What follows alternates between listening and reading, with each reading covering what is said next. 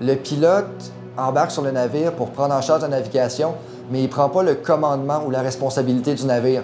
Le capitaine reste en charge de son bateau.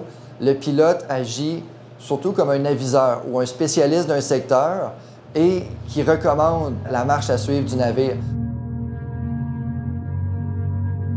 Le fleuve Saint-Laurent est réputé pour un des fleuves les plus difficiles à naviguer au monde.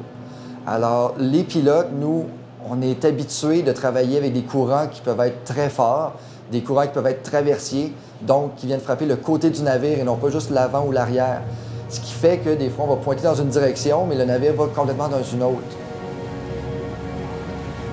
Sans le métier de pilote, la colonisation aurait été vraiment difficile. Jacques Cartier utilisait des montagnes ou des vallons en ligne avec une île, mais ça lui disait qu'il pouvait passer à cet endroit-là, qu'il n'allait pas rencontrer de récif. Il savait qu'il allait toujours avoir une profondeur suffisante pour ses navires. On dit d'un pilote que c'est une carte marine parlante. Donc, nous, dans la formation, on apprend tout ce qu'il y a à savoir du fleuve.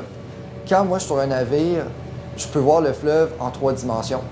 Je ne vois pas simplement l'eau, je vois qu'est-ce qu'il y a en dessous. Je sais où est-ce qu'ils sont les récifs, je sais où est-ce qu'ils sont les hauts fonds. Ce qui est inspirant dans le métier, c'est la beauté du paysage. Mon bureau, c'est le fleuve Saint-Laurent. La nature de Québec et du fleuve Saint-Laurent est magnifique. Quand on arrive plus proche de la côte nord, avec les baleines, les belugas, les phoques, c'est toujours formidable de voir la beauté de la nature. Sans parler des levées, des couchers de soleil, des aurores boréales durant l'hiver. C'est là qu'on réalise à quel point que la nature est magnifique.